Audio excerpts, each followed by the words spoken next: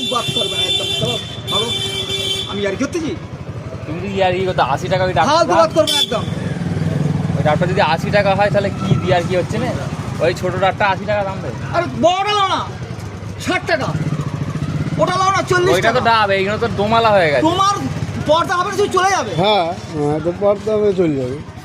এটা দোমালায় কেউ খায়?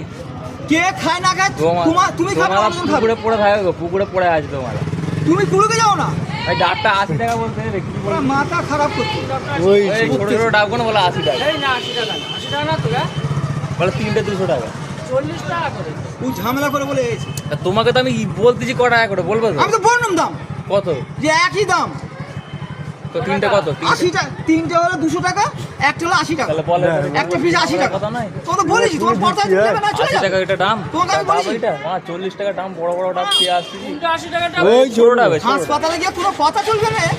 এটা হাসপাতাল নাই তো। এটা নয়। এটা আমার হাসপাতাল, হ্যাঁ, গ্রামের হাসপাতাল।